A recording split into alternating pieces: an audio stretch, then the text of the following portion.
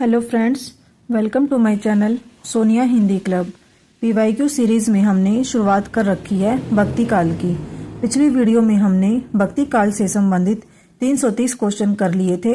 इस वीडियो में हम उससे आगे करते हैं। क्वेश्चन है, सूफी काव्य परंपरा का एक ग्रंथ है इंद्रावती। इसके रचनाकार थे जायसी, कासिम शाह, मंजन, नूर मोहम्मद। आंसर हो जाएगा नूर मोहम्मद। सूफी काव्य परंपरा के ग्रंथ इंद्रावती के रचनाकार नूर मोहम्मद है। इस ग्रंथ में कालिंजर के राजकुमार, राजकुंवर और आगमपुर की राजकुमारी इंद्रावती की प्रेम कहानी है। आचार्य शुक्ल जी ने नूर मोहम्मद कृत इंद्रावती से सूफी आख्यान काव्यों की अखंडित परंपरा की समाप्ति माना है। इनके द्वारा रचित अन्य ग्रंथ अनुराग बासुरी, रोस्तुल हकायत है। नेक्स्ट क्वेश्चन है, जायसी किस धारा के कवि हैं? ज्ञानमार्गी काव्यधारा, प्रेम आख्यानक काव्यधारा, नाथपंथी काव्यधारा, रासक काव्यधारा। आंसर हो जाएगा प्रेम आख्यानक काव्यधारा। मलिक मोहम्मद जायसी प्रेमाख्यानक काव्यधारा के कवि हैं। पद्मावत, अखरावट तथा आखिरी कलाम जायसी की प्रमुख काव्य कृतियां हैं। इनकी सर्व प्रसिद्ध रचना पद्मावत है, जिसमें चित्तौड़ के शासक रतन सेन तथा सिंघल देश की राजकन्या पद्मिनी की प्रेम कथा का वर्णन है। नेक्स्ट क्वेश्चन है, इनमें से जायसी की कौन सी रचना नहीं है? आखिरी कलाम, अखरावट, पद्मावत, चित्रावली। आंसर हो जाएगा चित्रावली। चित्रावली जायसी की रचना नहीं है, बल्कि चित्रावली सूफी कवि उस्मान की रचना है, जो अवधी भाषा में रचित है। जबकि पद्मावत, अखरावट, आखिरी कलाम, चित्ररेखा, कहरानामा, मसलानामा तथा कन्हावत आदि भक्ति काल के निर्गुण धारा के प्रेम मार्गी सूफी शाखा के प्रमुख कवि मलिक मोहम्मद जायसी की रचना है। नेक्स्ट क्वेश्चन है, पद्मावत को समासोक्ति किसने कहा है? गणपति चंद्र गुप्त, आचार्य रामचंद्र शुक्ल, माता प्रसाद गुप्त, राम कुमार वर्मा। आंसर हो जाएगा आचार्य रामचंद्र शुक्ल। मलिक मोहम्मद जायसी द्वारा रचित प्रमुख सूफी काव्य पद्मावत को आचार्य रामचंद्र शुक्ल ने समासोक्ति काव्य कहा है, जबकि डॉक्टर शंभुनाथ सिंह ने पद्मावत को प्रतीकात्मक काव्य माना है। नेक्स्ट क्वेश्चन है, सूफी प्रेम आख्यानक रचनाओं की भाषा कौन सी है? अवधी, ब्रज, बुंदेली, खड़ी बोली। आंसर हो जाएगा अवधी। सूफी कवियों ने अपनी प्रेम आख्यानक रचनाओं में अवधी भाषा का प्रयोग किया। मलिक मोहम्मद जायसी की भाषा अवधी के लोक प्रचलित मुहावरों एवं लोकोक्तियों से युक्त है। जायसी ने पद्मावत में ठेठ ग्रामीण अवधी भाषा का प्रयोग किया है। नेक्स्ट क्वेश्चन है, मलिक मोहम्मद जायसी को जायसी कहा जाता है क्योंकि वे जायस गोत्र में पैदा हुए थे, जायस मत के मानने वाले थे, जायस नामक स्थान के निवासी थे। उपयुक्त में से कोई नहीं। आंसर हो जाएगा सी, जायस नामक स्थान के निवासी थे। भक्तिकालीन सूफी प्रेम आख्यानक काव्यधारा के प्रतिनिधि कवि मलिक मोहम्मद जायसी का जन्म रायबरेली, उत्तर प्रदेश के जायस नामक स्थान पर हुआ था। जायस नगर में जन्म लेने के कारण ही ये जायसी कहलाए। जायसी ने खुद अपनी रचना में अपने निवास स्थान का उल्लेख किया है। जायस नगर मोर अस्थानु, तहाँ आए कवि किन्ह बखानु। अधिकांश विद्वान जायसी के जन्म स्थल को जायस ही मानते हैं। प्रेम के पीर के कवि जायसी ने आखिरी कलाम, पद्मावत तथा अखरावट नामक काव्य कृतियों की रचना की। नेक्स्ट क्वेश्चन है, निम्नलिखित पात्रों को उनकी रचनाओं के साथ सुमेलित कीजिए। सूची 1 में दे रखा है मैना, ऋतुवर्ण, रुक्मणी, राघव चेतन। सूची 2 में दे रखा है मृगावती, चंदायन, सत्यवती कथा, पद्मावत, हंस, जवाहिर। यहाँ पर इसके कोड दे रखे हैं। इन कोडों के हिसाब से इसका आंसर हो जाएगा ए। जो चंदायन है वो है मुल्ला दाऊद की, समय 1379 ईस्वी। पात्र हैं मैना, लोर, चंदा। सत्यावती कथा, रचनाकार ईश्वरदास, समय 1501 ईस्वी। पात्र ऋतुवर्ण, सत्यावती। मृगावती, रचनाकार कुतुबन, समय 1501 ईस्वी। पात्र रुक्मणी, राजकुमार। पद्मावत, रचनाकार जायसी, समय 1540 ईस्वी। पात्र राघव चेतन, रतन सेन, पद्मावती, नागमती। आगे हंस जवाहिर, रचनाकार कासिम शाह, समय 1731। पात्र हंस, जवाहिर। हंस जो है राजा और जवाहिर रानी। नेक्स्ट क्वेश्चन है, जायसी के श्रृंगार में मानसिक पक्ष प्रधान है, शारीरिक गुण है। यह कथन किस आलोचक का है? रामचंद्र शुक्ल, विजय देवनारायण शाही, राम पूजन, श्याम मनोहर पांडे। आंसर हो जाएगा रामचंद्र शुक्ल। जायसी के श्रृंगार में मानसिक पक्ष प्रधान है, शारीरिक गौण है। यह कथन रामचंद्र शुक्ल का है। जायसी सूफी काव्यधारा के प्रतिनिधि कवि माने जाते हैं।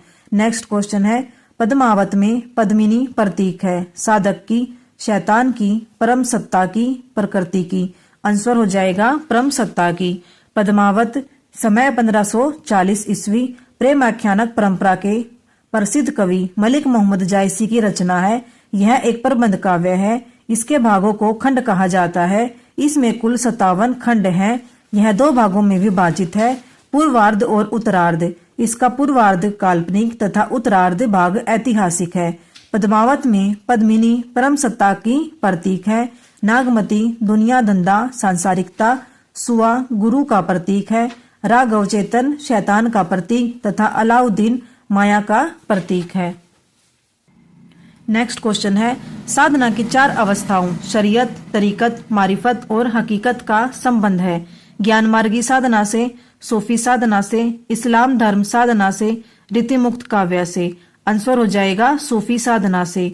साधना की 4 अवस्थाओं का संबंध सूफी साधना से है। सूफी मत के अनुसार ईश्वर एक है, उसका नाम एक है। आत्मा और ईश्वर में कोई अंतर नहीं है। आत्मा तो स्वयं को ईश्वर के सामने एक बंदे के रूप में प्रस्तुत करती है और बंदा प्रेम के सहारे ईश्वर तक पहुंचने के लिए 4 सोपानों को पार करता है।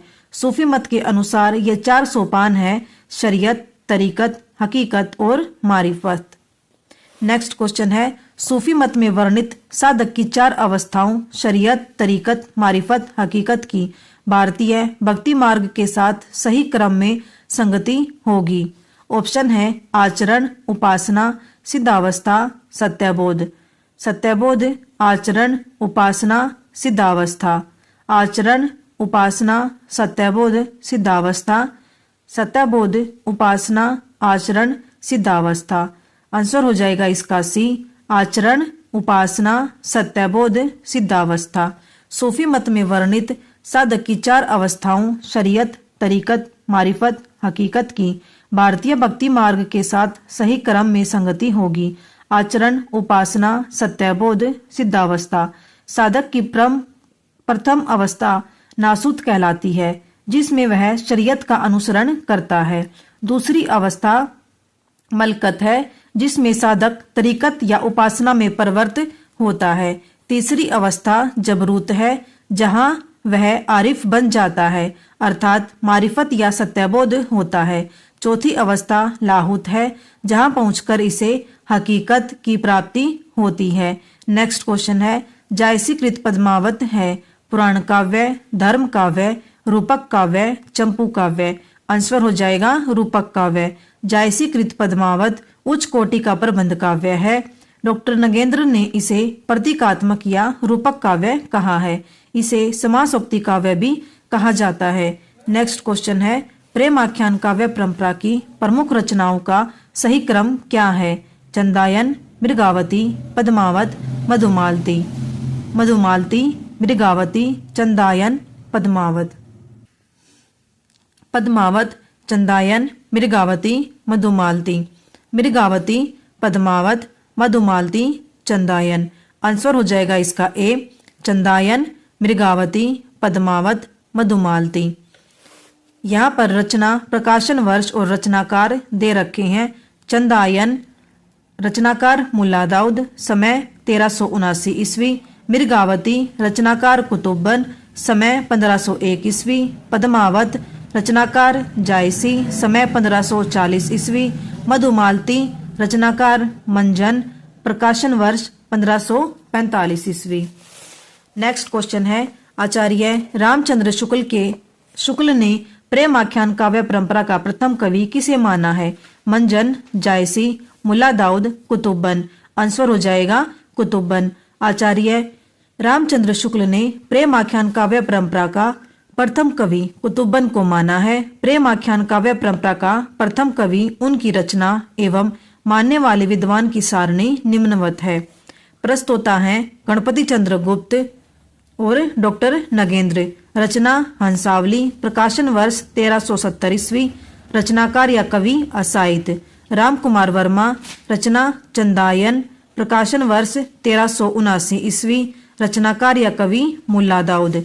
हजारी प्रसाद द्विवेदी, रचना सत्यवती कथा, प्रकाशन वर्ष 1501 ईस्वी, रचनाकार ईश्वरदास।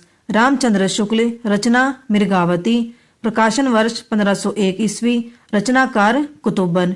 यहाँ पर इन्होंने जो प्रथम कवि या प्रथम रचना माना है इस तालिका में वो दे रखा है। नेक्स्ट क्वेश्चन है, कौन सी कृति जायसी की है? मधुमालती, मृगावती, कन्हावत, अनुराग बासुरी। आंसर हो जाएगा इसका कन्हावत। कन्हावत मलिक मोहम्मद जायसी की काव्य कृति है। अन्य कृतियों का विवरण इस तरह से है। काव्य ग्रंथ मृगावती, काव्य ग्रंथकार कुतुबन। मधुमालती मंजन, अनुराग बासुरी नूर मोहम्मद। यहाँ पर हमारे भक्ति काल से संबंधित 345 क्वेश्चन कंप्लीट होते हैं। इससे आगे हम नेक्स्ट वीडियो में देखेंगे। Thank you.